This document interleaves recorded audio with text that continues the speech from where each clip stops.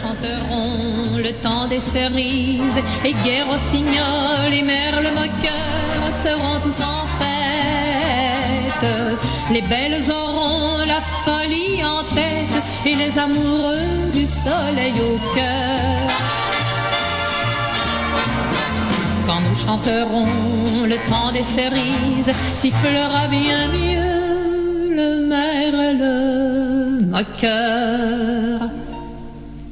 Mais il est bien court le temps des cerises, où l'on s'en va de cueillir en rêvant des pendants d'oreilles. Cerises d'amour aux robes pareilles, tombant sous la feuille en gouttes de sang. Mais il est bien court le temps des cerises, pendant de corail qu'on cueille en rêvant.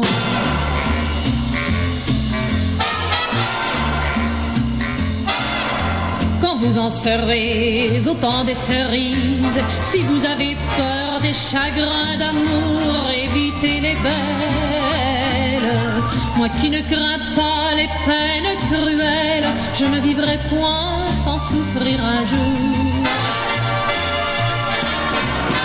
Quand vous en serez au temps des cerises, vous aurez aussi des peines d'amour. Radio Libertaire, la voix de la Fédération anarchiste, toujours sans Dieu, sans maître, sans publicité. La 23e d'Arracaille, votre émission préférée, on le sait, on a les informations, les renseignements généraux nous tiennent au courant de tout ce qui se passe dans la radiosphère. Avec ce matin à la technique, Igor qui se tire de la technique. Bon, voilà, il vous a quand même dit bonjour. Igor qui se balade entre la cage et le studio. Et Jean, salut. Jean, salut. Jean, qu'on appelle aussi plus familièrement en lui tapant dans le dos Raymond la Science. Vous savez, le fameux Raymond de la bande AB, qui va nous faire sa revue de presse hebdomadaire. Bono. 1 minute qui dure un quart d'heure. Bono, reviens dans ton auto. Pouet, pouet. Oui, surtout que ce matin, nous n'avons pas d'invité. Youpi. Oh non, Robert, c'est pas bien. Alors, je commence par... j'ai le temps un peu de me répandre. Oh ça oui. va être très, très agréable. Le président du Conseil italien, vous voyez de qui je parle, hein, pense, je l'ai lu tel quel, hein, pense que l'Europe... Non, il pense pas. Trouve que l'Europe souffre de présidence plutôt tournante. Et il sort ça au moment même où on déboulait sur Internet des photos de lui dans le plus simple appareil, dans les jardins de sa villa et tout, en présence de créatures tout aussi dénudées. C'est assez marrant, quoi. Présidence tournante, sacré Berlusconi, toujours le mot pour rire. Et puis dimanche, j'en ai discuté avec ma sœur Françoise, qui a déjà fait quelques apparitions. La sœur psychanalyste. Absolument. Sur ces ondes, et qui pense aussi que Sarkozy ne s'aime pas. Et c'est vrai que quand on regarde, même Michel Onfray, un philosophe bien connu... Oui, de Radio Libertaire. De Radio Libertaire a un petit peu théorisé là-dessus. C'est vrai que quand on regarde toute la carrière de Sarkozy, il a toujours eu envie, il y a une constante chez lui, il a toujours eu envie d'être un autre. Il a commencé par d'abord vouloir être Pasqua à la place de Pasqua, et il est devenu Pasqua à la place de Pasqua, ça on peut... Puis Chirac à la place de Chirac, puis Balladur à la place de Balamou, puis enfin Mitterrand à la place de, Jospin. Le voilà maintenant qui rêve d'être Obama. Non, mais imaginons qu'un jour il devienne POTUS à la place de POTUS. POTUS, vous savez ce que c'est, hein? Ah, pas du tout. Pas du tout. Président of the United States. Hein. Ah, d'accord. Voilà. Alors en anglais, ça doit se dire différemment. Hein. POTUS. POTUS. Those POTUS. Imaginons qu'il devienne POTUS à la place du POTUS. Il rêverait encore d'être quelqu'un d'autre. Qui? Je te le donne, Émile. Je te le donne, Émile. Ah non, mais je suis pas aidé ici, hein, quand même. Ben non, on est Daniel scotché. Cohn-Bendit, enfin. Ah, ben ouais. Salut, C'est quand même Daniel. évident. Salut, Danielou.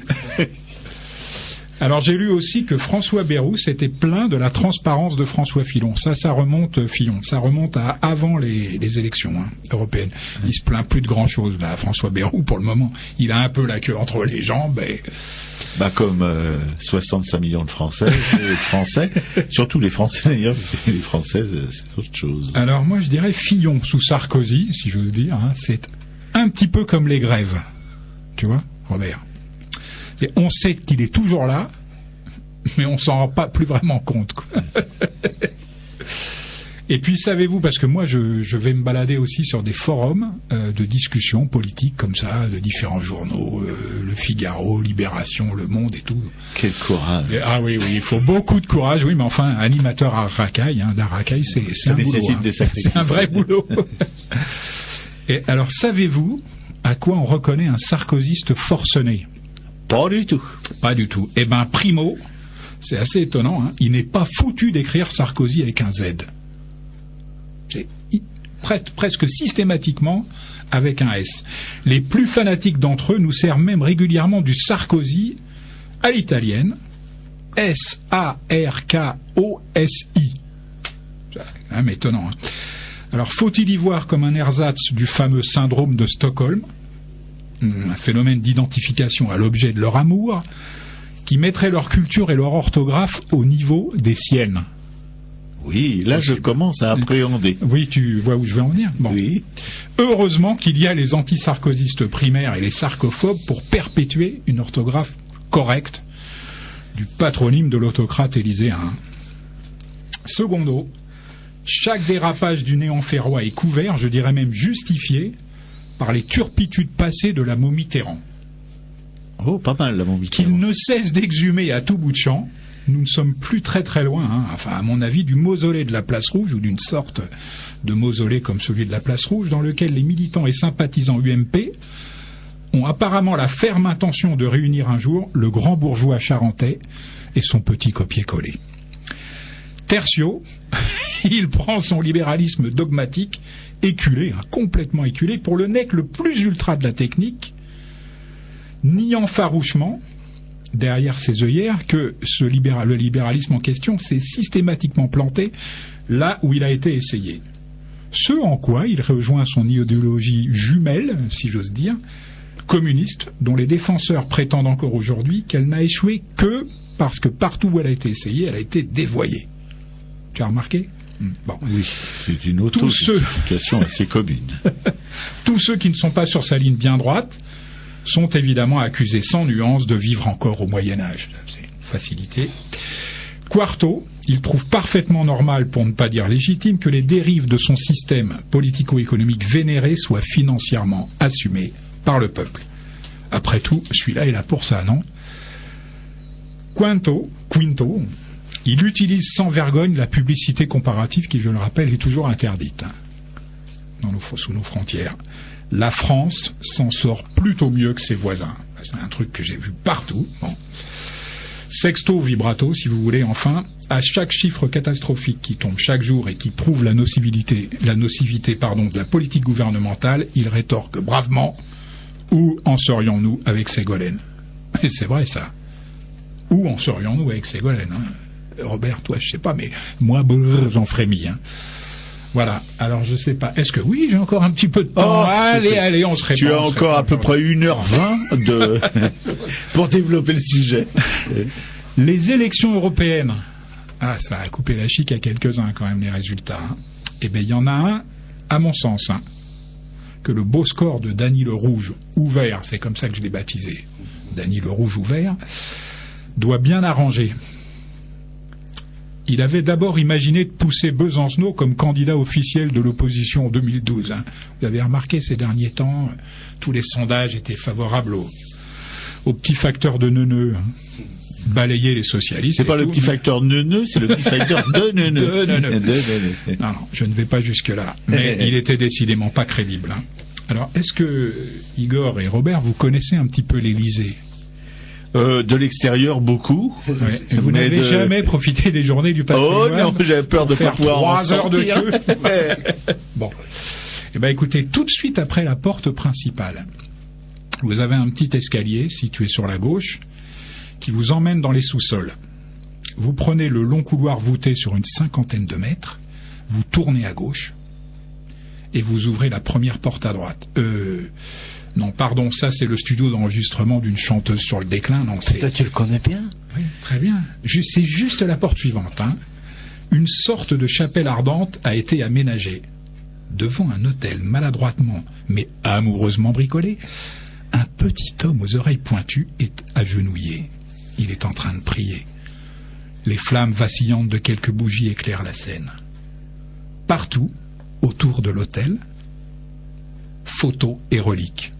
Un grand poster du Tché, qui a l'air d'avoir pas mal été utilisé, je ne sais pas à quoi, mais une photo noir et blanc d'un rouquin hilar qui défie un CRS, une lettre encadrée signée d'un certain Serge Julie, je ne sais pas qui c'est, le premier album des Doors, qui grésille sur un Tépaz, une grenade lacrymogène non explosée qui rouille doucement, et, dans une vitrine, un pavé, verni, comme consacré.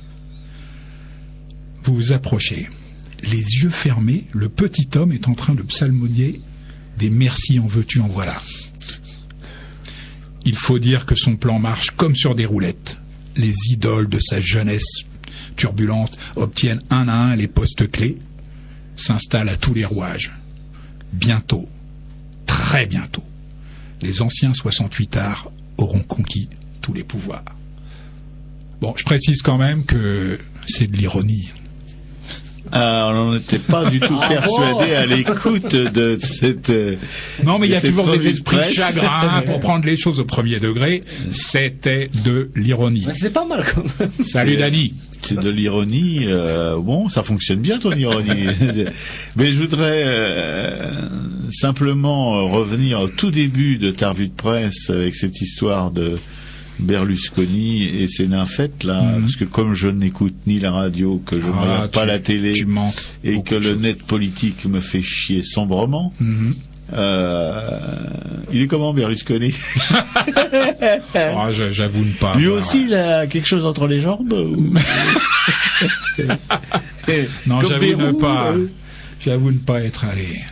Tu n'as pas été consulté. Non, ma curiosité ne va pas jusque là. Je suis très très prude, tu sais, dans le fond, et ça me gêne. Voilà. Bon, et ben écoute, chapeau, parce que se commettre à l'Élysée dans ces souterrains, qui plus là vraiment il faut un courage suicidaire que je serais incapable d'avoir. On a vraiment de la chance à Racaille de posséder un tel investigateur qui n'hésite pas à mouiller sa chemise. J'aime tellement cette émission, j'aime tellement Radio Liberté. Non mais d'accord Raymond, mais enfin quand même là c'était vraiment c'est du lourd. Bon, non je n'irai pas même à la prochaine visite. C'est comment ça s'appelle quand on peut visiter ces journées du patrimoine. Les journées du patrimoine, ils peuvent se les carrer où je pense. Qui ne durent qu'une journée. Heureusement pour le patrimoine, parce que devrait s'appeler la journée du patrimoine. La journée du patrimoine. Enfin, je crois que ça ne dure qu'une journée. Bon, et puis bientôt la fête de la musique, où je rappelle à nos chers 2 auditeurs, bientôt 3 si tout se passe bien, que le 21 juin, la fête de la musique, on vous rappelle que l'ami de pain dont Igor pourrait peut-être nous rappeler l'adresse depuis la régie. Tout à l'heure, il nous la rappellera. Pourquoi reporter à tout à l'heure ce qu'on peut faire tout de suite? C'est ça toujours. Parce qu'ils vont, ils ont peut-être des occupations. Parce qu'il faut que je cours à ce micro. Oui, c'est vrai, il a 200 mètres à faire depuis la régie. En plus, je la connais pas par cœur cette adresse, mais c'est quelque chose rue Charles Fourier. Donc c'est dans le 13e arrondissement. Vous allez à métro Place d'Italie. Après vous descendez par rue Bobbio jusqu'à l'église Sainte-Anne, et là vous tournez à gauche. Vous retrouvez sur rue Charles Fourier, et c'est dans cette rue-là vous trouvez la mie de pain. À la fin de l'émission, on va vous donner l'adresse exacte, quoi. Oui. Enfin, si on la retrouve, parce que là, Igor est un petit peu suicidaire. C'est bien de s'engager, Igor. Eve qui était invitée il y a quelque temps, il y a un mois ici, elle m'a demandé plusieurs fois que si on pourrait éventuellement le rappeler. Bien sûr, oui, on va même le rappeler. Si je ne peux pas donner l'adresse, elle va me tuer. Non, on va le rappeler pendant toute l'émission. On n'a pas grand-chose d'autre à faire, à part évidemment les chroniques de notre bien-aimé, bienheureux Jean. J'ai pas dit Saint-Jean. J'ai dit Jean. Le Saint sera pour plus tard. Donc la fête de la musique à la mie de pain, vous êtes attendus pour participer aux festivités. Il y aura du beau linge, des gens qui savent faire de la musique, ce qui est un petit peu exceptionnel ce jour-là. Donc le 21 juin pour la fête de la musique du côté de la place d'Italie. Vous êtes attendus et vous êtes les bienvenus. Voilà, bien, on rappelle quand même, pour meubler, que cette émission est une émission qui cause de l'artiste dans la société, l'artiste en dehors de celle-ci, l'artiste et son engagement politique, quand il en a un, qui a pu s'exprimer ou ne pas s'exprimer lors de ces dernières escroqueries européennes, l'artiste et la religion, alors là c'est quotidien, un peu comme la politique, où il doit se positionner, où il doit prendre position, où il doit s'exprimer, dire oui, dire non, on ne sait pas, c'est dans ses mains. L'artiste et la société, voilà, c'est encore autre chose. Est-ce que l'artiste a vraiment sa place dans notre société? Il me semble que s'il l'a de moins en moins, et qu'elle est de plus en plus squattée par des espèces de nullités qui veulent faire notre bonheur malgré nous. L'artiste et la science, en cette début de 3e millénaire, ça serait bien que les artistes prennent un petit peu les devants sur la science, comme ils faisaient par le passé, et que ce soit pas la science qui leur marche dessus. L'artiste et l'autorité, eh bien, est-ce que les artistes sont toujours capables de lancer les pavés? C'est vrai que, peut-être pour les sculpteurs qui ont l'habitude de travailler la pierre, mais pour les autres, il faudrait faire un peu de muscu, les mecs, hein, parce que on aura peut-être besoin de vous sur les prochaines barricades.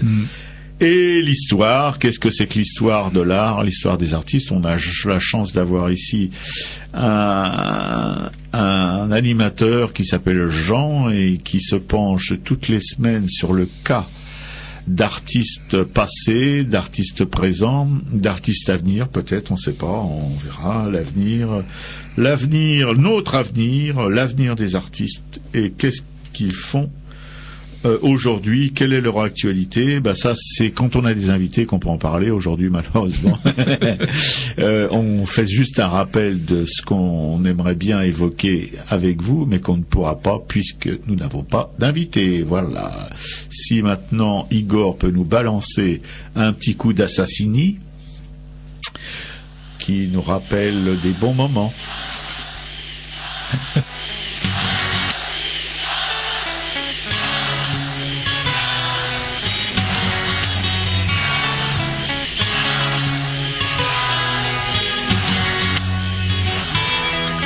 Que mon identité, mes vues ne sont pas les mêmes que ceux qui ont décidé d'aller à Gênes, reine de la Ligurie.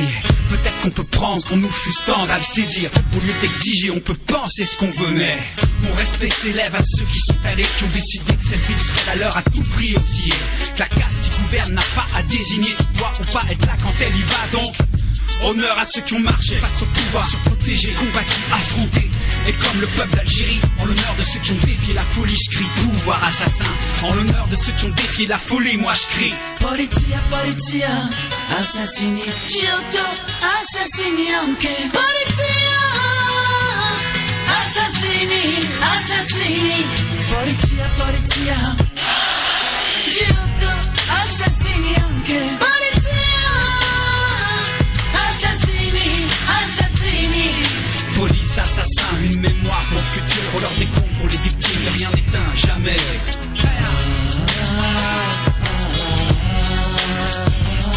Et tout mon respect d'être baissé à me dresser pour ceux qui ont quand même osé, malgré tout. Et je crache surtout sur ceux qui rigolent tranquille, de ceux qui sont partis disant que c'était joué. Pour ceux qui sont allés, qui ont morflé, c'est bien fait. Je vous méprise, ouais, telle est la mise. Facile d'avoir raison en s'écrasant de bon ton. Honneur au Black Bloc, oh, tutti bianchi, à tous les autres et sans nom. Seuls groupés, les arrêtés, les rescapés. Car la flamme de la mémoire de Gênes n'a pas fini de brûler. Polizia, polizia, Giotto, assassini anche. Polizia, assassini, assassini. Polizia, polizia, Giotto, assassini anche. Polizia, assassini, assassini.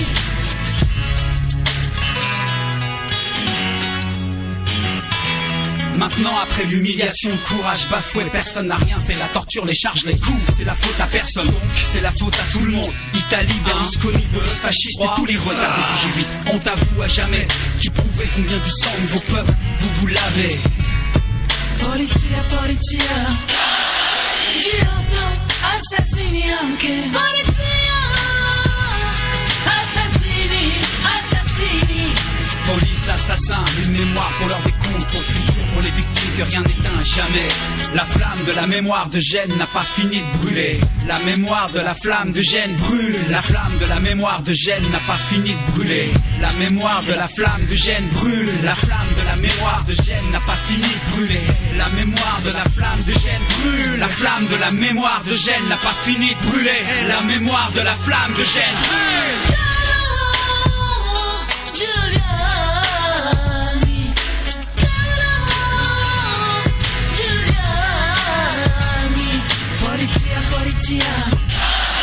Giotto, assassini anche. Polizia, assassini, assassini.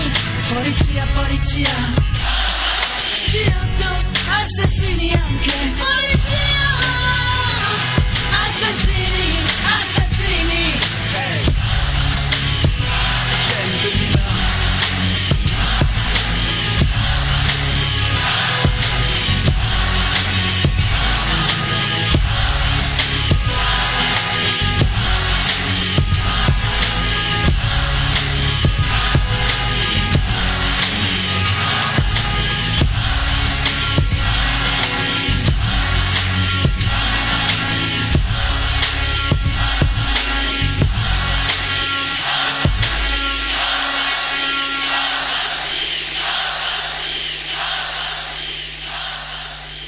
Radio Libertaire, la voix de la Fédération anarchiste. Vous avez entendu, là?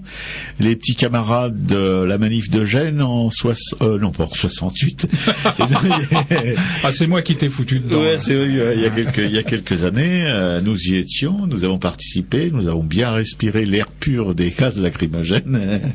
Et, mais ça, on en profite, pour vous repasser ce petit moment d'agitation régulièrement.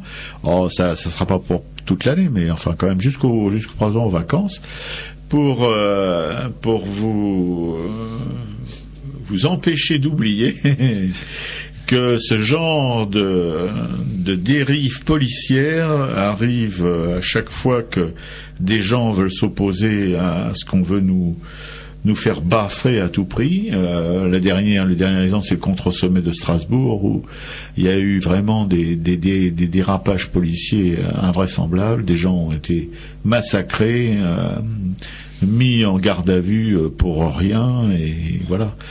Donc c'est pas mal de temps en temps d'avoir une petite piqûre de rappel pour toutes ces choses-là. C'est Arakaï, la 23e, sans invité aujourd'hui, avec Igor à la technique, Jean toujours à côté de moi, dans le studio, qui va vous causer d'art, encore une fois, et tant mieux pour nous. Raymond, ta science. Non. Alors, qu'elle est bonne. Oui, c'est pas terrible. Mais bon, je vais essayer de faire mieux. C'est terrible. Oui, c'est terrible. Nous ferons de temps à autre des petites incursions. D'habitude, la plupart du sens sont des textes philosophiques. Nous ferons de temps à autre des petites incursions du côté de la littérature romanesque. Et ça va être le cas aujourd'hui, avec un extrait d'un Amour de Swann par Marcel Proust. Marcel Proust, c'est 1871-1922. Pour Proust, l'art est forcément figuratif. Son rôle, comme celui de la littérature, est de dévoiler la vérité et de mettre en pleine lumière le tragique de la vie, mais aussi de sublimer dans une joie transcendante toutes les angoisses terrestres, l'anxiété, la haine, la mélancolie, toutes ces pulsions de mort qui habitent chaque être humain. Exactement comme le fait en musique la 9e symphonie de Beethoven, si je peux me permettre cette métaphore toute personnelle. Permission accordée. Merci, merci Robert. Debout, à côté de lui, laissant couler le long de ses joues ses cheveux qu'elle avait dénoués, fléchissant une jambe dans une attitude légèrement dansante pour pouvoir se pencher sans fatigue vers la gravure qu'elle regardait, en inclinant la tête, de ses grands yeux si fatigués et maussades quand elle ne s'animait pas, elle frappa Swann par sa ressemblance avec cette figure de Zéphora, la fille de Jethro, qu'on voit dans une fresque de la chapelle Sixtine. Swann avait toujours eu ce goût particulier d'aimer à retrouver dans la peinture des maîtres, non pas seulement les caractères généraux de la réalité qui nous entoure, mais ce qui semble au contraire le moins susceptible de généralité, les traits individuels des visages que nous connaissons. Ainsi, dans la matière d'un buste du doge Loredan par Antoine Rizzo, la saillie des pommettes, l'obliquité des sourcils, enfin la ressemblance criante de son cocher Rémy. Sous les couleurs d'un Ghirlandajo, le nez de Monsieur de Palancy. Dans un portrait du Tintoret, l'envahissement du gras de la joue par l'implantation des premiers poils des favoris, la cassure du nez, la pénétration du regard, la congestion des paupières du docteur du Boulbon. Peut-être, ayant toujours gardé un remords d'avoir borné sa vie aux relations mondaines, à la conversation, croyait-il trouver une sorte d'indulgent pardon à lui accorder par les grands artistes, dans ce fait qu'ils avaient eux aussi considéré avec plaisir, fait entrer dans leur œuvre de tels visages qui donnent à celle-ci un singulier certificat de réalité et de vie, une saveur moderne. Peut-être aussi s'était-il tellement laissé gagner par la frivolité des gens du monde qu'il éprouvait le besoin de trouver dans une œuvre ancienne ces allusions anticipées et rajeunissantes à des noms propres d'aujourd'hui.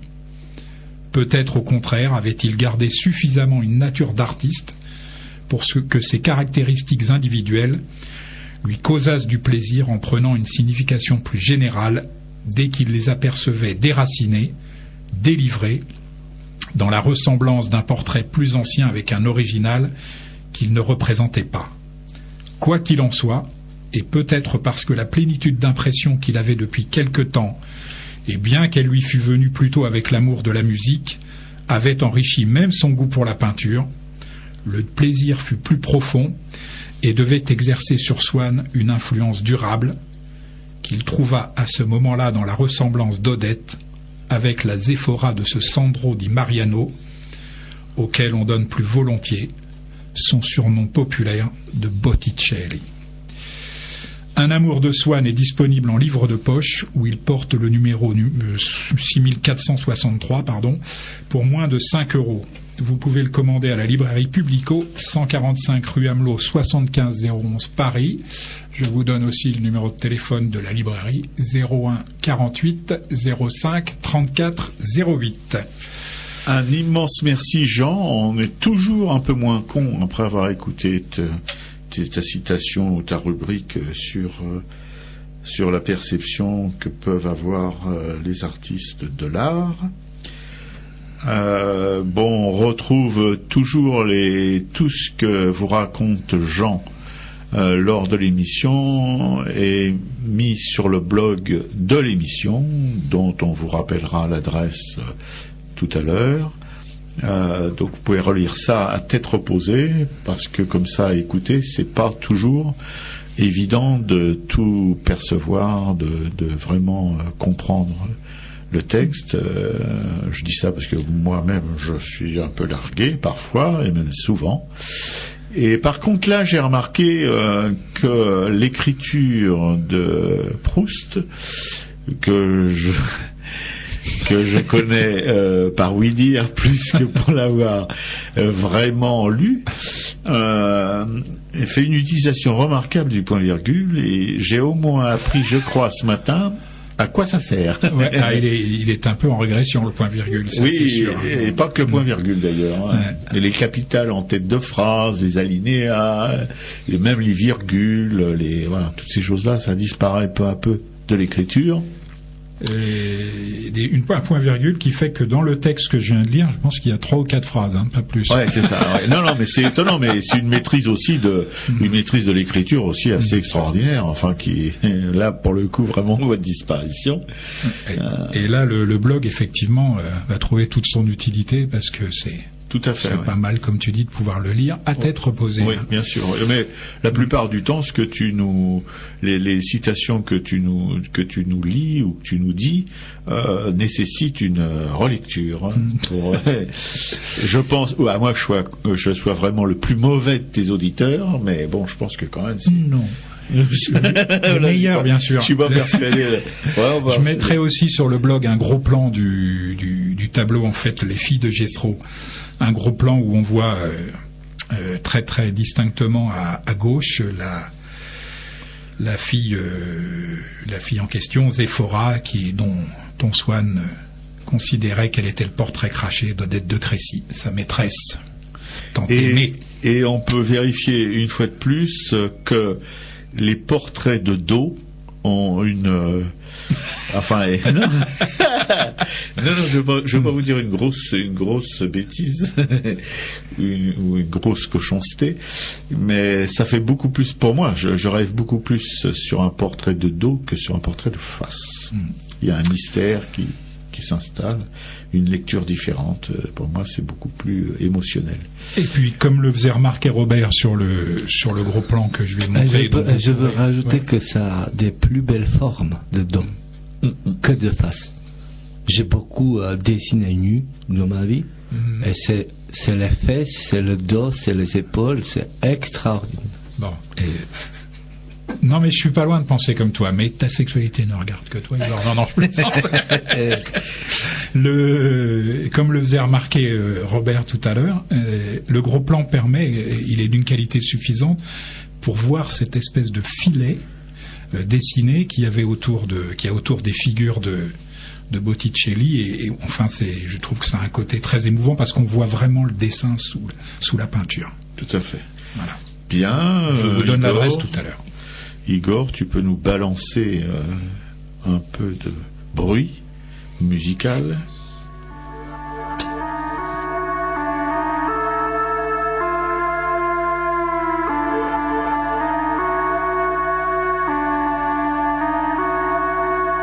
Sont nominés cette année au culte de la superficialité les chanteurs de la nouvelle vague, les acteurs en vogue, les hommes parfaits de la télé, les créateurs de mode, tous les rebelles de carton aux fausses provocations, et toutes ces belles en tant réelle vocation, les grandes foires aux trophées, une triomphe bouffons, et toutes ces célébrations à la gloire du pognon. On n'y prime pas le talent, mais la notoriété, l'audience, le chiffre de vente, ou bien le nombre d'entrées. Ils agitaient, et les nez repoudrés, souriant de tout leur prix, aux caméras télé.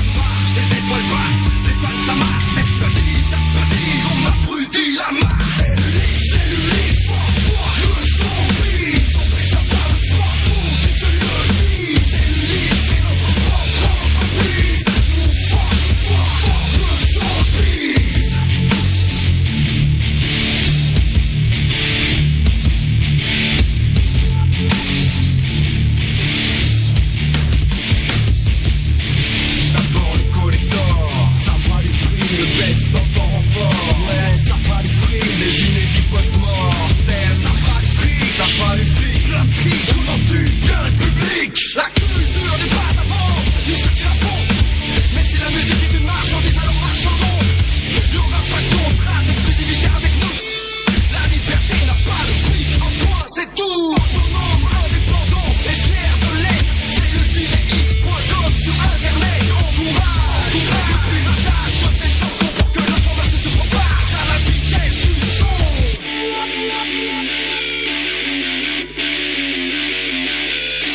C'est lui, foire, le champi. Son déjà pas le foire fou, je te le dis. C'est lui, c'est notre propre entreprise. Foire, le champi. Radio Libertaire, si, non, je suis là, ne vous inquiétez pas, mes loulous, mes louloutes.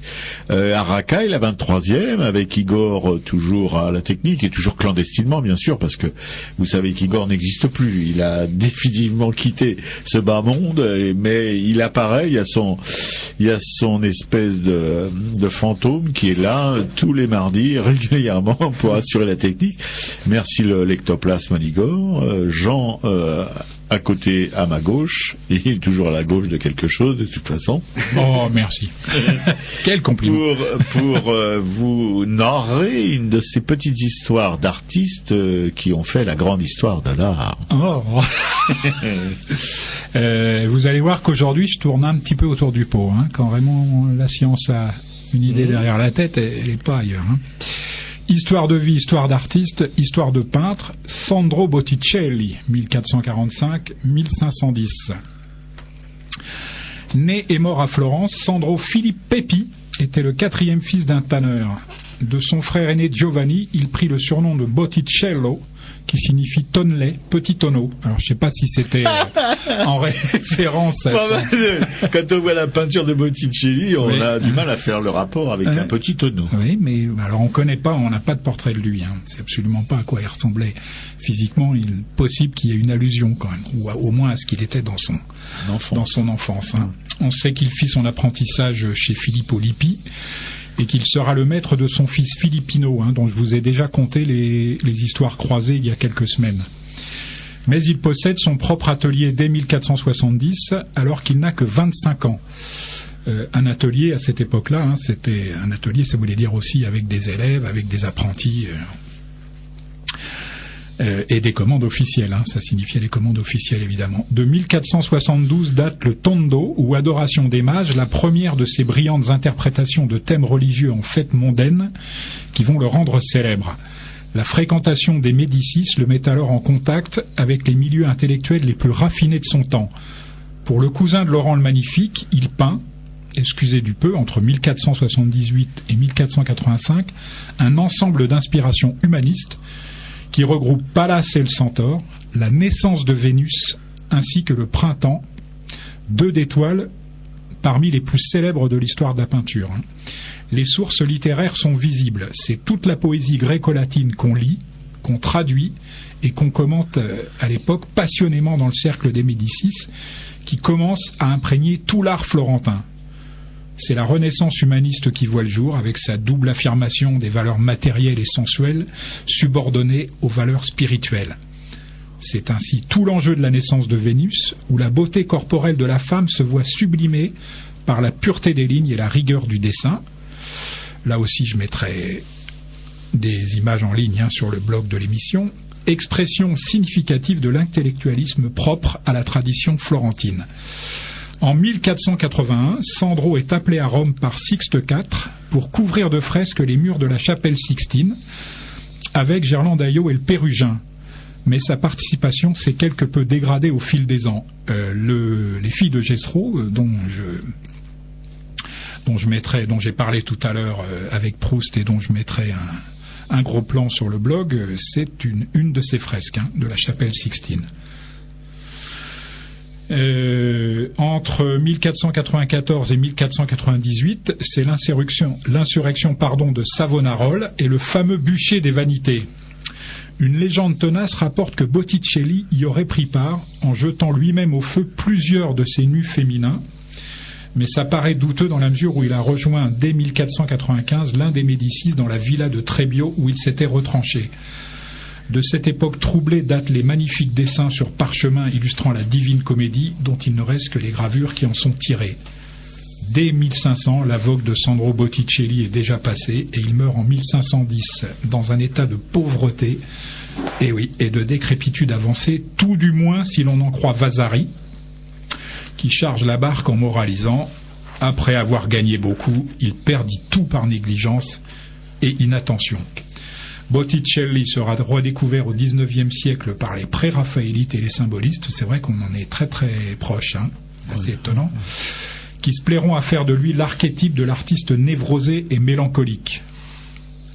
On est quand même assez loin de Böcklin, mais bon, on a découvert depuis que ses contemporains le louaient au contraire pour son style ferme, son aria virile. Ce qui est sûr, c'est que ses compositions possèdent un charme indéfinissable, une grâce infinie. Botticelli apparaît aujourd'hui comme un moment essentiel de la longue et riche histoire de la Renaissance italienne, comme le porteur d'une poésie doucement sensuelle et d'autant plus rayonnante qu'elle est pour le moins énigmatique. Tout à fait, Jean. Merci beaucoup. C'est bien de nous rappeler ces choses sur des artistes passés qui sont aujourd'hui reconnus après avoir disparu des écrans radars pendant si longtemps. Curieux destin que celui des œuvres. Et de Sandro Petit-Tonneau. Et de Sandro Petit-Tonneau, oui, ça, pas mal. Là, j'ai encore appris un truc qui va me turlupiner les quelques neurones qui restent en déshérence dans ma boîte crânienne. Tu aimais déjà Botticelli. Ouais, là, je crois que c'est plus de l'amour, c'est de la rage. Oui, c'est de la, voilà. Je dirais onaniste notoire. Bien, et maintenant, le moment que vous attendez tous, on le sait par le courrier abondant qu'on reçoit de votre part, notre clandestin préféré, dont je tairai le nom, qui va vous conter sa petite histoire parisienne. J'aime bien parce que j'ai remplacé social traître sur clandestin. Ah oui, parce qu'on a un social traître qui a disparu et on a récupéré un clandestin qui est là. Il était censé être là ce matin, le social traître. Qui était censé être là ce matin, mais j'ai peur qu'on l'ait perdu d'une manière assez définitive. Enfin bon. Vu que nous verrons. Qui prouve encore que la racaille c'est pas une émission qui va disparaître si facilement. Hein. C'est pas basé sur les gens, c'est basé sur la volonté de faire. Ok, c'est bien dit. Ok, c'est que j'ai compris que tu voulais m'introduire. Pas du tout. Tu voulais introduire mon petite histoire parisienne. Donc, d'accord. Aujourd'hui, je vais vous raconter une fiction. C'est la 18e histoire parisienne. Cette histoire parisienne, il faut que je l'introduise un petit peu moi aussi, parce que, en effet, c'est une fiction. Mais c'est une fiction qui parle d'un problème grave et dur. Donc, on reste dans la fiction. C'est Jean qui a commencé avec Palais de l'Élysée. Donc, moi, je vais continuer avec mon histoire parisienne. Ce qui se passe, c'est que ça concerne la gestion d'argent chez les sans-abri. Ça peut paraître facile parce qu'on se dit du moment qu'il y a l'argent, c'est déjà gagné, c'est déjà bien, il n'y a pas de problème, etc. Mais c'est pas vrai. Je pense en tout cas moi que ce n'est pas vrai. J'ai beaucoup de copains qui sont malades, qui souffrent de l'alcoolisme, et j'ai vu comment ils fonctionnent. Ils souffrent pas que de l'alcoolisme, ils souffrent aussi de dépendance des jeux, de l'auto, des chevaux, etc. Donc, c'est les maladies, en gros, c'est les maladies de dépendance quelconque. Et quand j'ai vu leur fonctionnement, je me suis dit, il faut que j'écris quelque chose qui qui va au moins dire aux gens ce que moi je pense de fait de donner une allocation à des gens malades sans se demander comment ils vont utiliser cet argent. En tous les cas, je pense que RMI, c'est une chose magique, c'est une allocation unique au monde, c'est une allocation qui est, c'est une grande, à mon avis, c'est une grande victoire de solidarité française. Et sans lécher le cul aux Français maintenant, je pense que la France c'est un pays unique au monde de ce qu'il s'agit de la solidarité en grand. Donc, ma petite histoire parisienne d'aujourd'hui s'appelle RMI. Ça se passe dans le 18e arrondissement, quartier de la Chapelle. La France, c'est un pays connu depuis des siècles pour ses inventions révolutionnaires. Depuis toujours, je crois. Une de ces inventions récentes dans le domaine financier est une mutuelle unique au monde qui permet aux ivrognes de conserver un très bon niveau de leur performance. Je sais ce que je dis car j'ai plein de copains ivrognes. Vous allez voir.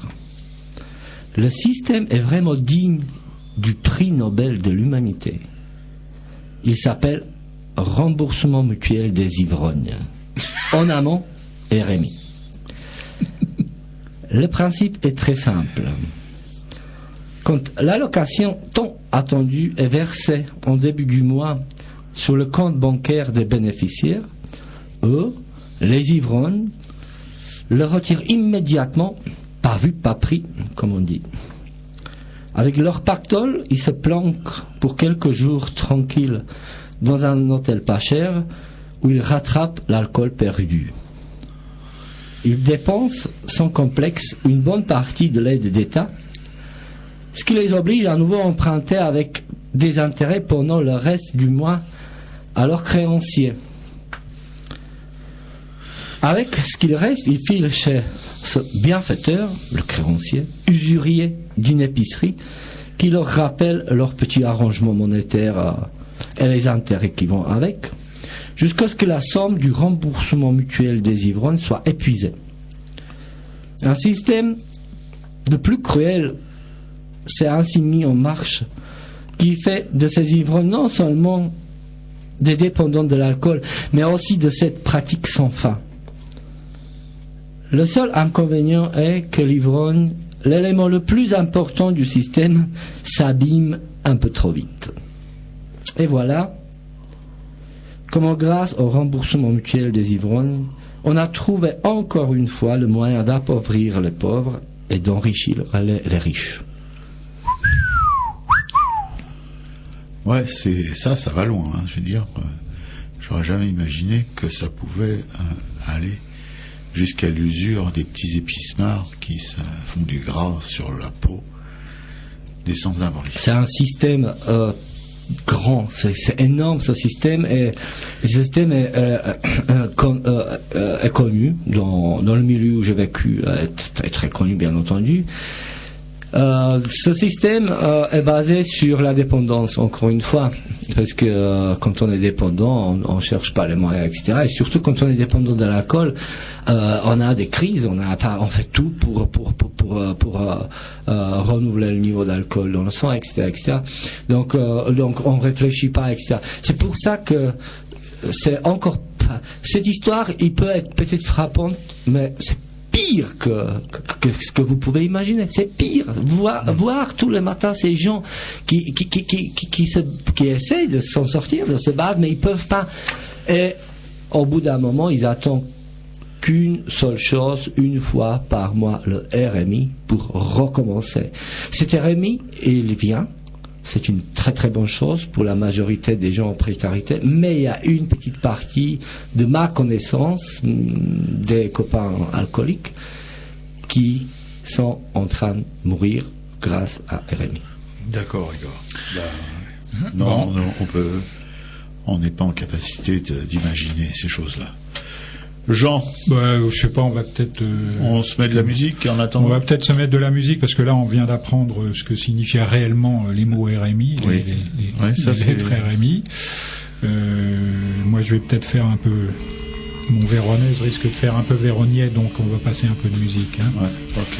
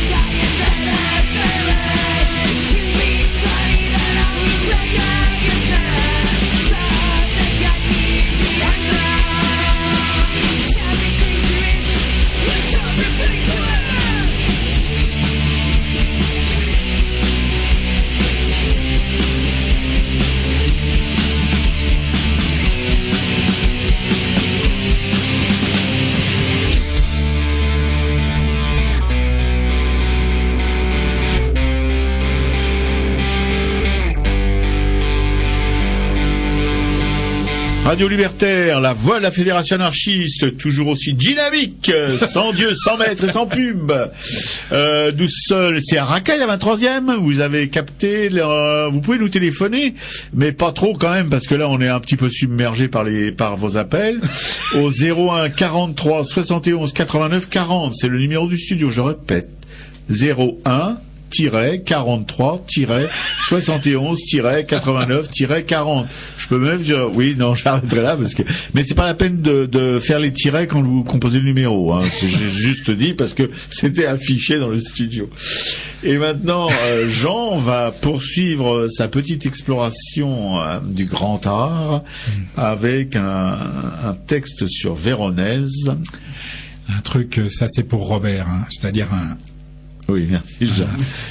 Tout petit morceau de sacré dans un grand morceau de profane. Histoire de vie, histoire d'artiste, histoire de chef-d'œuvre, les noces de Cana par Véronèse. Les noces de Cana, elles ont été peintes entre 1562 et 1563, et Véronèse, c'est 1528-1588. En 1652, les moines bénédictins de San Giorgio Maggiore à Venise commande à Véronèse un tableau représentant les noces de Cana. Je rappelle à tous les exégètes auditeurs assidus de Radio Libertaire, il y en a un certain nombre, que Cana est le premier miracle de Jésus. Celui où il a eu la bonne idée, la très bonne idée même de transformer l'eau en vin. Ah, excellent.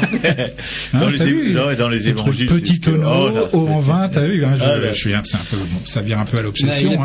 Au Cana, il n'est pas venu pour faire un miracle, il est venu parce que sa mère était invitée au mariage.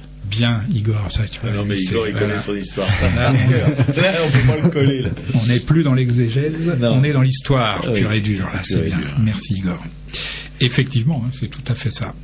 C'est dire son importance, je reviens sur mon miracle, mon premier miracle, c'est dire son importance symbolique et sa portée spirituelle. On peut considérer aussi, c'est mon cas, ça va sans doute pas être celui d'Igor, mais ce sera peut-être celui de Robert, que ce pauvre Jésus n'a jamais fait mieux ensuite. Ah, Là, il a atteint son maximum. Il a fait chez Lévy et il était invité aussi à un autre mariage lui-même. Chez Lévy, il a refait le chose. Eh oui, mais c'était pas la première. C'était une ressucée. Oui, c'était une ressucée, si on peut dire. L'œuvre était destinée au réfectoire du couvent. Et alors, ce qui est amusant, c'est que le contrat précise, et apparemment à la demande de l'artiste, qu'il pourra peindre autant de figures qu'il sera possible d'en faire entrer dans le tableau. C'est ce qui explique peut-être ces dimensions. Les fresques se conservant très mal à Venise en raison du haut degré de salinité, Véronèse choisit de peindre sur plusieurs toiles. Cette œuvre gigantesque de 9,90 m par 6,66 m, là ça commence à devenir sérieux, paraît de prime abord manquer un petit peu d'unité. La foule qui se presse en habit de fête tout autour de la table reflète la richesse de Venise, et le Christ semble bel et bien perdu au milieu de tous ces gentilshommes, de tous ces musiciens, de tous ces serviteurs. On peut y reconnaître, pêle-mêle, François Ier, Charles Quint, Soliman le Magnifique, Marie d'Angleterre, Éléonore d'Autriche, Charles de Lorraine, ou encore le Titien et Véronèse lui-même parmi les musiciens. J'en oublie et des meilleurs. Quand je dis pêle-mêle, je dis pêle-mêle, et vous allez bientôt comprendre pourquoi. Nous sommes, là je décris le tableau, je vais peut-être le montrer à Robert, qui le fera passer éventuellement à Igor. Nous sommes sur une sorte de terrasse surplombée par une balustrade et une esplanade contre laquelle s'appuient des personnages. On aperçoit sur la droite et sur la gauche des monuments à colonnes de différentes époques, doriques, corinthiennes, puis composites. Sur cette terrasse est dressée la table, autour de laquelle on peut compter 132 convives entourés par les serviteurs. Au centre, on voit le Christ entouré de la Vierge Marie et de Pierre à sa droite, de Barthélemy, Philippe et André à sa gauche, en habit de pèlerin. Ce petit morceau de sacré, comme je le disais tout à l'heure, disparaît quelque peu dans un grand morceau de profane, où le faste le dispute au luxe. Mais plusieurs signes renvoient à la finitude de l'homme. Salut Ségo. Un sablier est posé au centre de la table, qui souligne l'idée que le temps passe et qu'il ne se rattrape jamais. Juste au-dessus de la tête du Christ, un boucher découpe un morceau d'agneau, annonçant ainsi le sacrifice futur de Jésus, agneau sacrificiel, Agnus Dei. Marie porte, elle, un voile noir de deuil qui préfigure la mort de son fils. Mais le plus terrible reste à venir. Cana, canis, cave canem, prends garde aux chiens.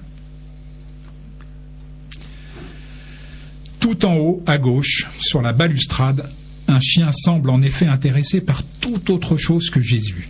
Si vous suivez la direction de son regard, vous voyez distinctement à droite un seigneur emmanché discrètement et l'air de ne pas y toucher, un serviteur qui verse dans une coupe l'eau transformée en vin. La scène semble tout de même interloquer un convive à droite et un autre chien sur la gauche.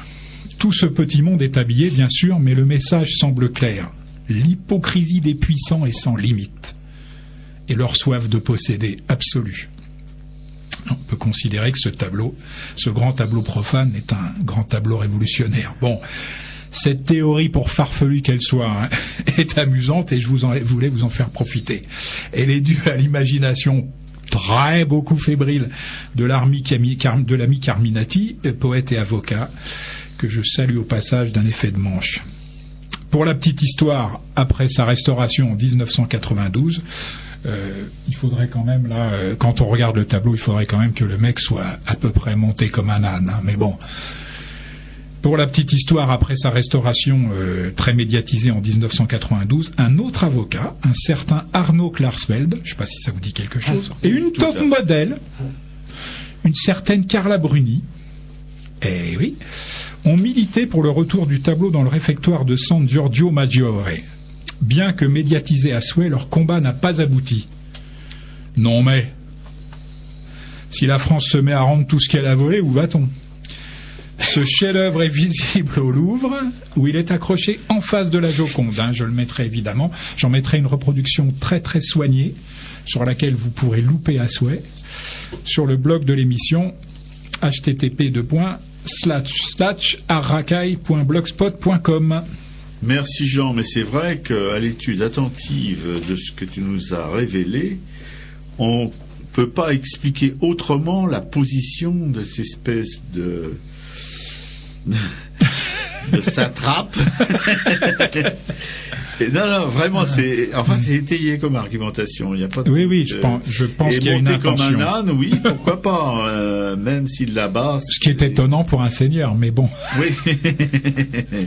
C'est un âne. Monter comme un cerf pour un seigneur, c'est un peu étonnant, mais. Oui, c'est non, très intéressant, Jean. Non, c'est très intéressant. Vous verrez, moi, je trouve fantastique cette petite tête de chien là. Oui. Oh, j'en ai jamais vu et je vais souvent au Louvre. Je le connais super bien cette peinture super bien. Je vois que je le connais pas assez bien.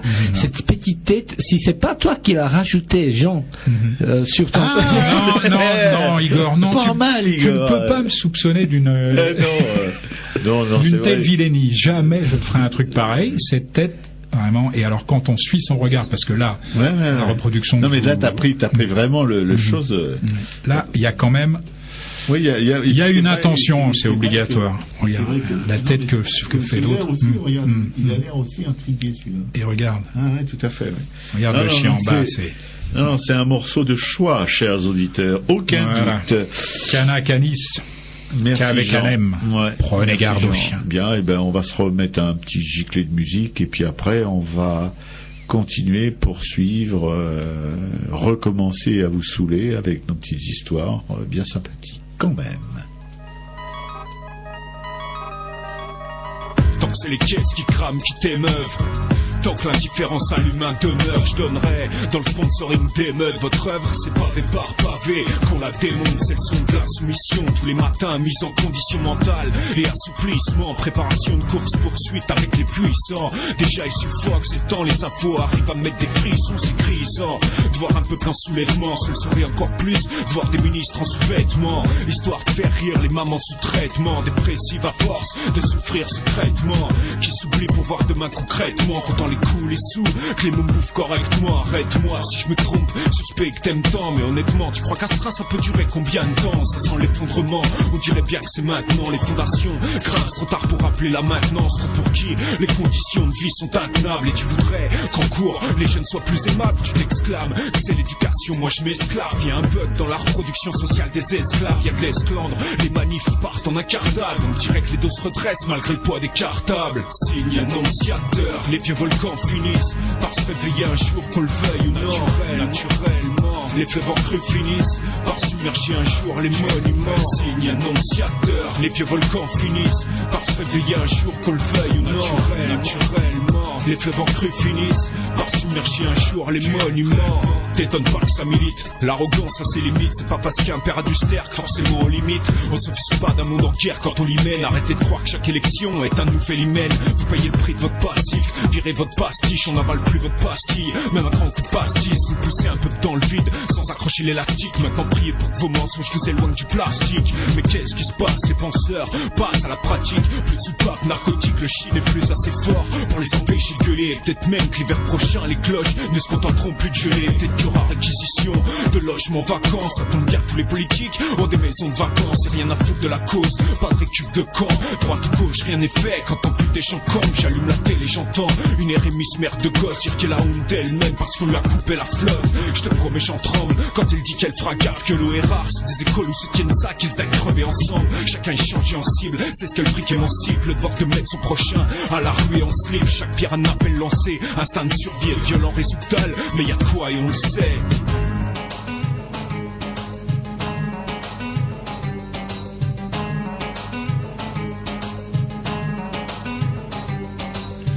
Annonciateur, les vieux volcans finissent par se réveiller un jour, qu'on le veuille ou non. Naturellement, les fleuves en crue finissent par submerger un jour les monuments. Signe annonciateur, les vieux volcans finissent par se réveiller un jour, qu'on le veuille ou non. Naturellement, les fleuves en crue finissent par submerger un jour les monuments. Trauma 2006, naturellement, El Libertario, naturellement, Fight for your mind, naturellement, Acrobat Production.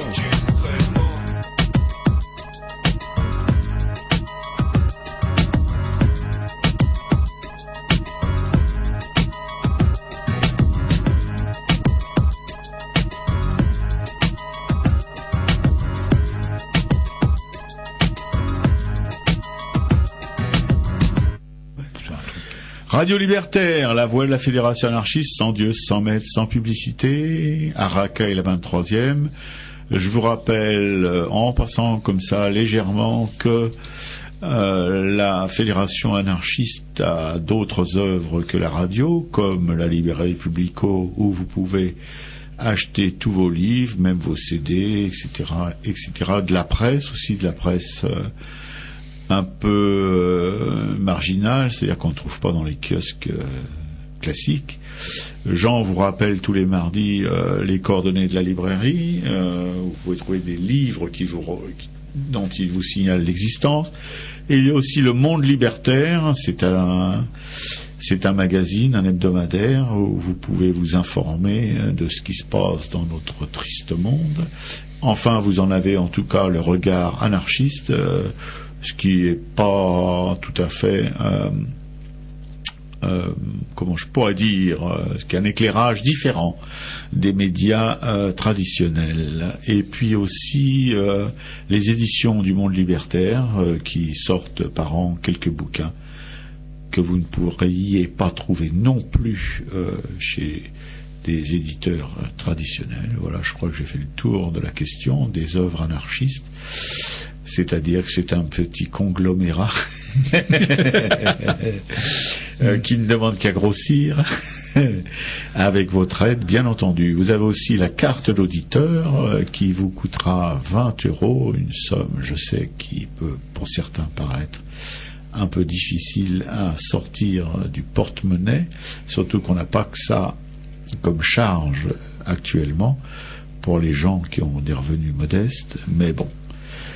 Pour ceux dont les revenus sont un peu moins modestes, ils peuvent, s'ils le veulent, prendre leur carte d'auditeur, toujours à la librairie Publico, toujours à Paris, toujours 145 rue Amelot, métro Fille du Calvaire, ou Oberkampf.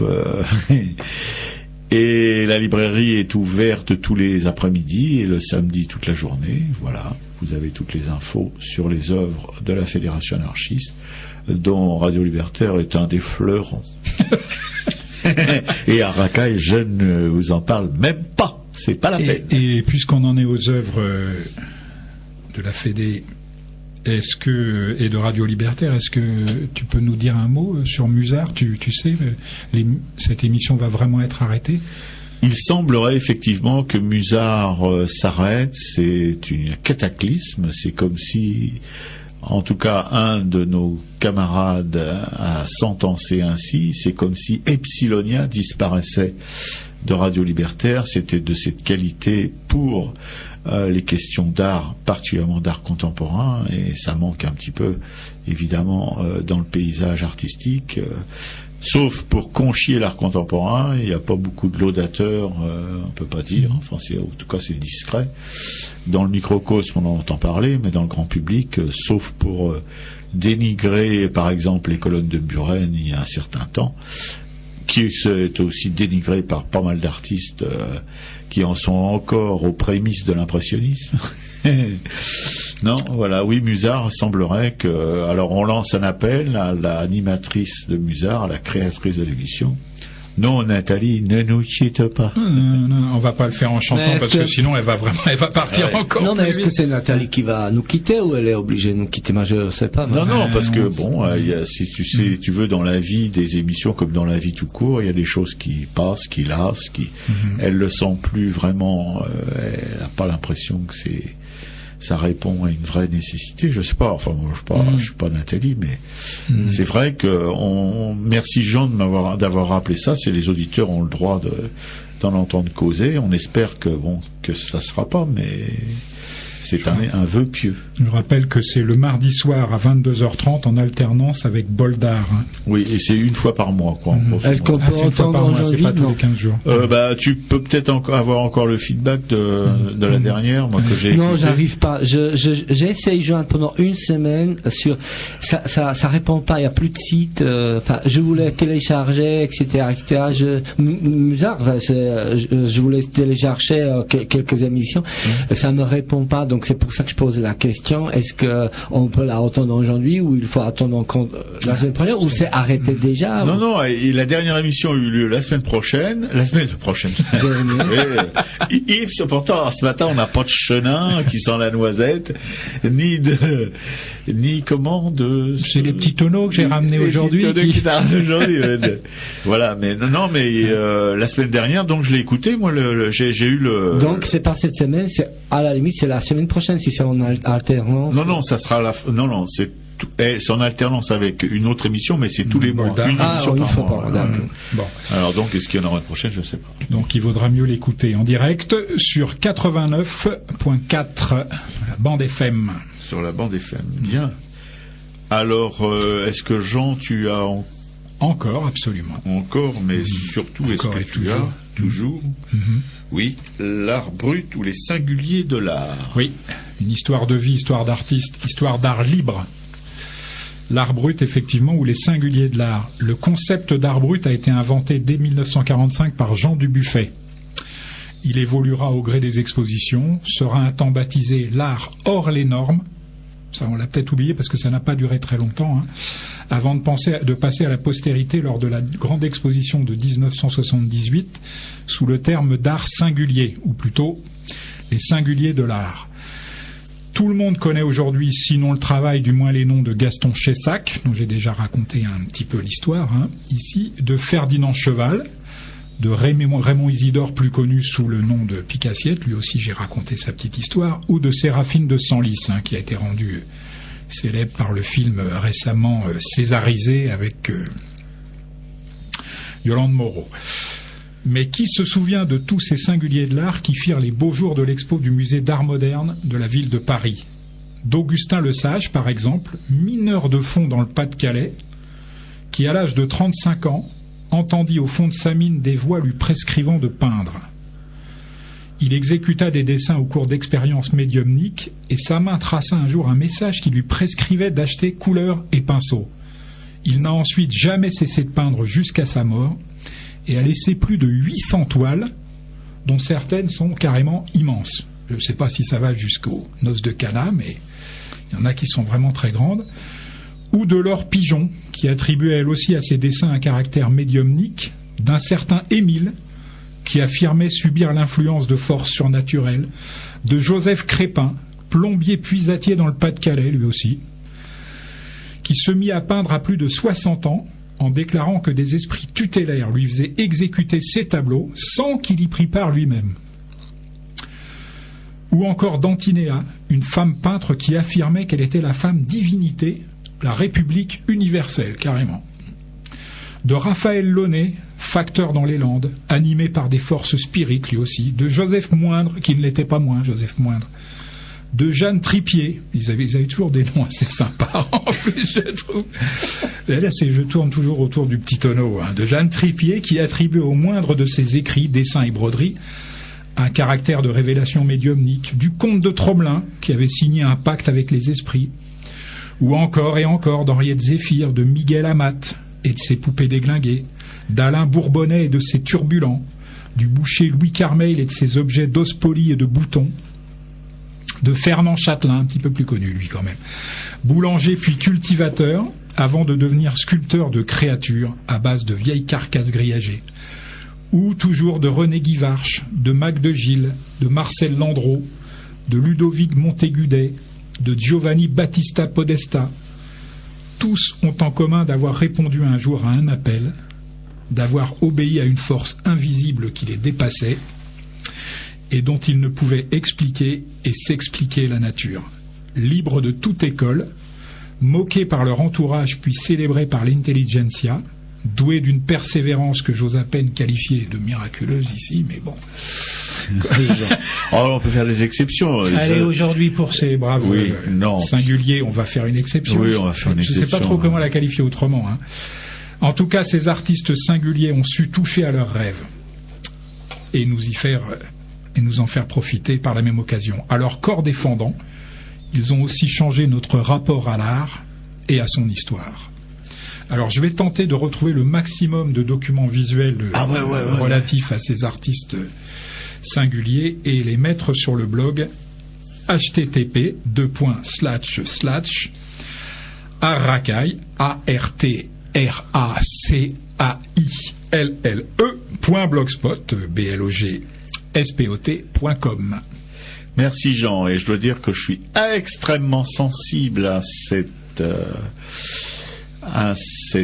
expression artistique. Je dois dire que je pense vraiment très très fort qu'elle m'émeut souvent beaucoup plus que ce qu'on qualifie de grand art. Il y a quelque chose dans ces expressions médiumniques ou médiumniques, je sais pas comment on dit, médiumnique, oui. Médiumnique. Oui, c'est le côté religieux parfois m'agace un peu, mais bon. Pour moi, le plus évidemment, on a toujours une petite préférence pour certains, mais c'est Gaston Chessac qu'on peut, je crois, vraiment mettre dans cette espèce de panthéon, bien qu'il était peut-être pas tout à fait d'accord avec ça, qu'il se targuait de connaître vraiment l'art, de fréquenter les œuvres de Picasso, de Dubuffet, etc., mais quand même, il y a quand même un peu de ça, parce qu'il était lui-même très croyant, et il y avait dans son travail quelque chose qu'il portait un peu comme ça aussi, je crois. Mais bon, voilà. Ça, il y a... Ah oui, Jean, est-ce que tu pourrais mettre sur le blog, il y a à Montreuil, je crois, un musée galerie de l'art brut et singulier. Et ils ont même un site qui est super intéressant, avec la possibilité de commander ou de voir des CD, des bouquins et tout ça. Écoute, c'est noté. Ouais, voilà.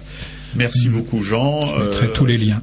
Igor, tu nous balances un petit peu de bruit. Quand je dis bruit, je dois faire plaisir aux musiciens.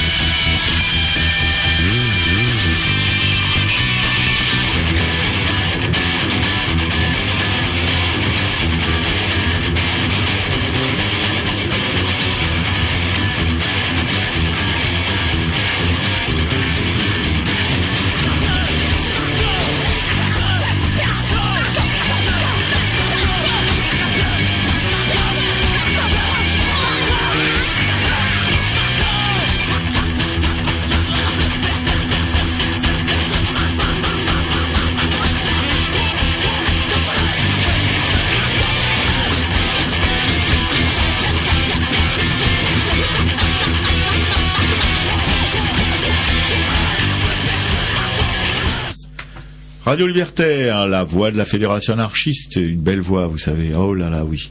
Sans Dieu, sans maître et sans publicité. C'est un cas unique dans le PAF. avec ce matin à Racaille, la 23e. Dans la régie, cette petite cage vitrée, notre clandestin bien connu, dont on vous taira le nom parce que c'est une injonction de lui-même. Et à mon côté gauche, mon côté préféré, celui où je n'entends pas, je ne sens rien. Jean, qui va... La vieillesse est un naufrage.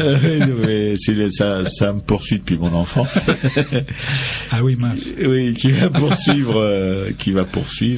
Désolé, Robert. Non, tu n'as pas à être désolé. Pour moi, c'est un réconfort de ne pas entendre d'une oreille. Parce que ça me permet, quand je me couche sur l'autre, de zapper. C'est gentil pour moi qui suis toujours à ton côté gauche. Non, mais là, ça fait le tour. Le son, t'as une voix qui m'enveloppe. Bon, très bien. Comme tu t'en sors bien. Oui. Ah oui, je suis un beau parleur, comme on dit. Il faut s'en méfier. Méfiez-vous des haut-parleurs. C'est toujours des traîtres dans le fond d'eux-mêmes. Oui, Jean. Quelques petites expos peut-être avant de se quitter. Pas déjà. J'ai un petit coup de gueule à pousser à propos. Ah oui, très bien. Alors c'est tout frais, hein. Ça j'y étais. Je crois que c'était jeudi après-midi. Jacques Tati, 2 temps 3 mouvements. À la Cinémathèque française, la nouvelle Cinémathèque française, 51 rue de Bercy, 75 012 Paris, c'est valable jusqu'au 2 août 2009.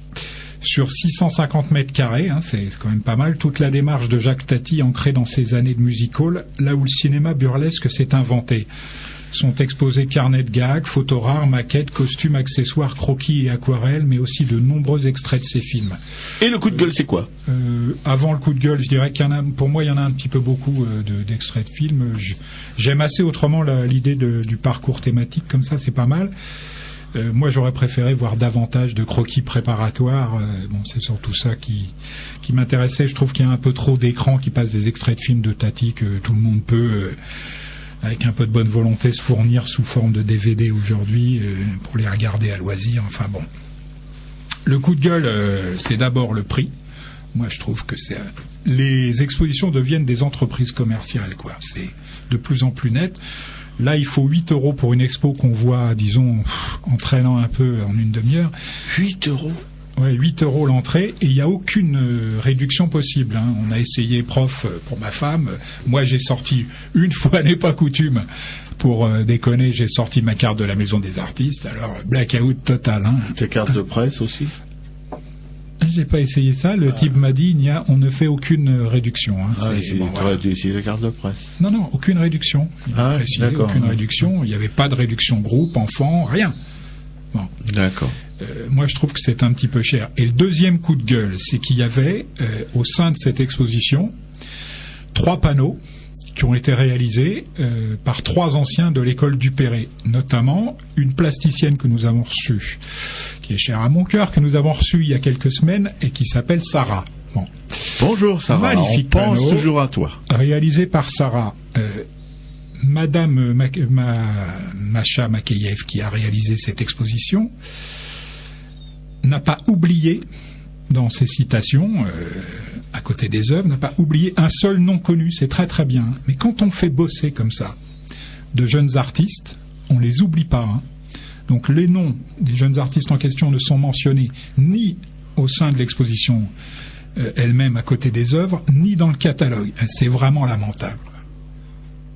Voilà. Là, j'ai un coup de gueule à pousser parce que je trouve ça nul. Bien sûr, ouais. Complètement nul, je suis désolé.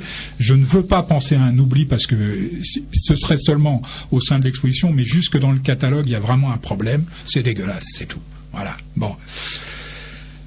Non, mais tu as vraiment raison parce que c'est dans l'air du temps en plus. On met toujours en avant les vedettes qui n'en ont vraiment pas besoin parce que ce sont des vedettes, mais les gens qui ne sont pas encore connus pour diverses raisons et qui le seront peut-être jamais pour d'autres raisons encore, et certainement aussi la raison est déjà là, c'est que on n'en parle pas, quoi. Voilà, alors qu'elles ont fait des choses importantes pour une exposition qui sans ces choses ne serait pas. Les jeunes plasticiens comme ça, ils ont besoin Tout à fait. Bon, ensuite de transporter, d'avoir dans leur CV les références à ces grandes expos auxquelles ils ont eu la chance, entre guillemets, de participer. Ou le mérite. Et là, parce que comment peuvent-ils revendiquer des œuvres quand ils ne sont même pas cités Tout à fait. dans les catalogues ou au sein même de l'exposition. Enfin bon, allez, ça suffit comme ça. Ça On suffit espère jamais. Ça que- ne suffit jamais comme ça, Jean. Et puis à l'Institut néerlandais qui s'appelle je crois que ça s'appelle le Centre culturel C'est sur néerlandais. les champs. C'est rue de Lille, dans le 7e arrondissement Ah non, de c'est pas Paris. le même. 121 rue de Lille, dans le 7e arrondissement de Paris. Ça, c'est assez... Il faut y aller assez vite. C'est jusqu'au 5 juillet de cette année. Erwin Olaf, Rain, Hop, Griff and Fall. Mon accent est déplorable, je suis désolé. Le grand photographe néerlandais donne ici son approche des thèmes de la beauté, de la solitude, du désespoir, au travers d'une vision unique qui combine la mode, le cinéma, l'histoire et la publicité. Je vous conseille vraiment d'aller voir cette expo, c'est assez scotchant. Voilà. Très belle photo, étrange, proche de nous et à la fois lointaine, enfin c'est étonnant. Voilà. Et on peut dire qu'il y a un style néerlandais. Il y a un style Erwin Olaf, en tout cas, un style néerlandais, je sais pas, mais lui c'est vraiment très très particulier. Enfin, moi je vous conseille d'aller voir ça vivement. 121 rue de Lille, je rappelle, dans le 7e arrondissement de Paris. Et payant? Là, je me rappelle plus. Bon. Bon. Donc ça doit être payant. S'il ne se rappelle pas, c'est le genre de choses qu'on zappe. Oui, je suis pas sûr que ça coûte 8 euros par Non, contre. 8 là. euros. C'est un C'est centre vrai que ça rappelle culturel. plutôt des trucs gratuits. Non, Oui, je parce pense qu'il que y en a si je me tellement rappelle peu. pas, c'est que c'est gratuit. Ah ouais, d'accord. Ouais.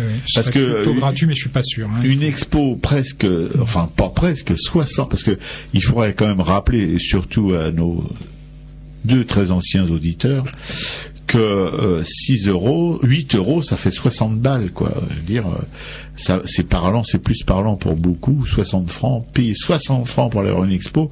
Avec 60 francs, on peut vivre 2-3 jours. Franchement, enfin, quand on a des envies modestes. Oui, t'as raison, on peut. On peut. Et il y a un professionnel qui vous le certifie. Mais sans déconner. Non, mais bien sûr, Igor, non, tout à fait. Non, mais je sais pas. Quand je vais faire mes petites commissions chez Ed, j'en ai pour 35 euros pour la semaine. Je veux dire, bon, alors là, on peut à 6 euros, vous voyez, le quart. Pas le quart, non. Le 5e, ou le 6e, quoi. Le 6e. Non, mais c'est cette dérive, moi, qui me gonfle, quoi. Je sens le truc vraiment descendre, comme ça, enfin glisser, et Tout à fait. ça me, bon. Voilà. Il y a quand même des raisons de se réjouir. Robert a fait plusieurs fois référence aujourd'hui à 2 auditeurs. J'ai quand même des informations fraîches. Oui. Il y en a 3 qui font état de 5 auditrices. En plus de ces auditeurs. Et là, c'est le bonheur. Robert. Oh oui. Oui. Non, parce que je dois vous dire que si nous n'avions pas l'invité aujourd'hui, c'est parce qu'on en avait des masculins, mais pas de féminins. Et comme on se refuse, sauf exception, quand on a des invités masculins qui ont un vrai penchant féminin, mais on refuse les mecs, c'est tellement gris, c'est tellement... Non, on préfère les nanas, ça.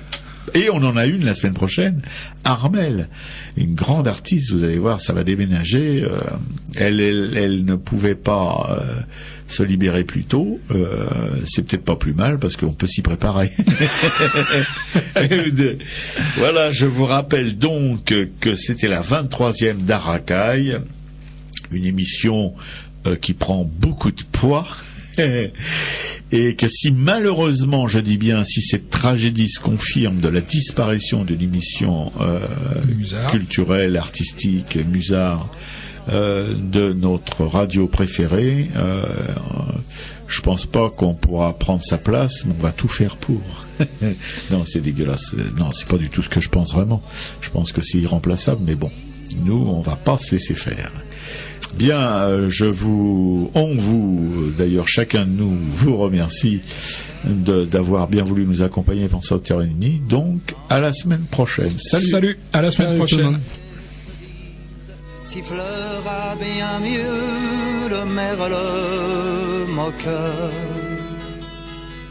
Mais il est bien court le temps des cerises où l'on s'en va de cueillir en rêvant des pendants d'oreilles. cerise d'amour aux robes pareilles, tombant sous la feuille en gouttes de sang. Mais il est bien court le temps des cerises, pendant de corail qu'on cueillant, rêvant. Quand vous en serez au temps des cerises, si vous avez peur des chagrins d'amour, évitez les belles. Moi qui ne crains pas les peines cruelles, je ne vivrai pas sans souffrir un